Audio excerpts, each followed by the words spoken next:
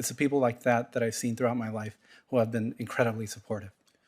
I could go through for each of you and recount what you've achieved as judges and the fact that you've sat on the circuit courts, which you aspire to now, already having opportunities to consider and rule on important cases. But the record speaks for itself, and I want to make sure that other senators, Senator Grassley in particular, have a chance to ask questions. Thank you for being here today, and thank you, families, for joining you. Senator Grassley.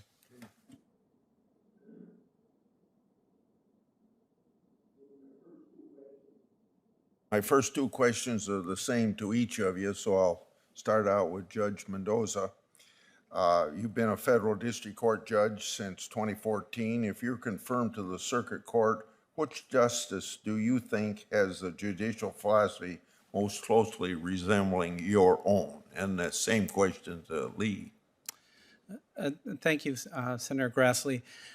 I haven't studied all of the judicial philosophies of all of the justices. I can tell you, Senator, that what I try to do in my everyday case is I look at the cases that are before me, I evaluate the facts, I look at the statutes, and hopefully the statutes are clear and I apply those to the case. If they're not, I bring the attorneys in during oral argument to clarify any outstanding issues. And then I make a decision by providing an opinion that is clear, that answers the question first, but more importantly, goes through the individual analysis that I've made in that case so that they understand how I made the case and that a reviewing court can also make the case. I wouldn't expect you to understand the judicial philosophy, all 115 that have served, but is there one that you could say that you feel close to? Senator, what I would say is that I admire the wonderful work that Justice Sonia Sotomayor has done because years ago, when I was an attorney and I bring together about 200 students with a whole other bunch of folks, we bring together 200 students, and I contacted the Supreme Court where she was serving as an attorney, and this is some lawyer from Washington State calling the Supreme Court, and she gladly agreed to do a video for that group. And I will always remember that. I respect the work that all of the justices do, but I remember that particular instance. Same questions to Judge Lee. Thank you, Senator Grassley.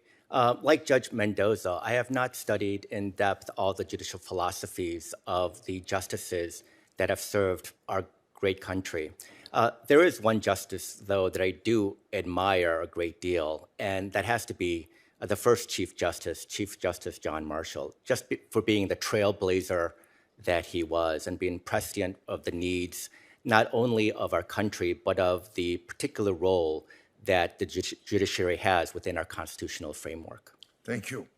I'm going to start with Judge Lee. You have a case called Castle versus Snyder's.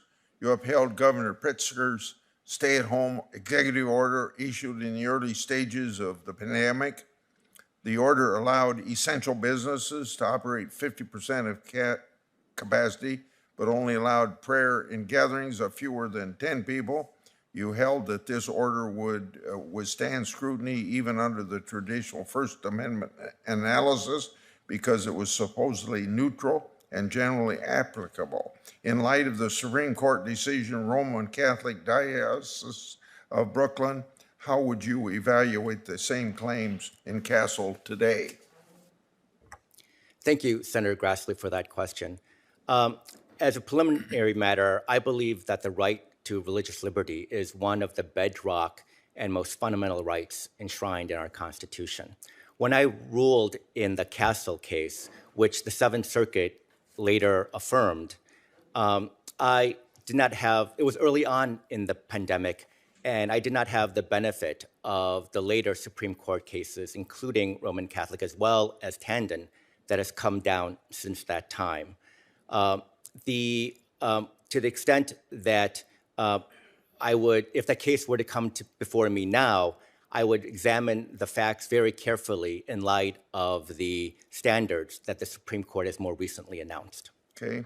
In Eldridge, you declined to hold that a 20-month delay in prosecuting a concealed carry permit violated the plaintiff's Second Amendment rights. You granted the officials qualified immunity because you concluded that the right at issue wasn't clearly established. In your view, can a government delay the issuing a permit indefinitely as a means to effectively prevent law-abiding citizens from owning guns?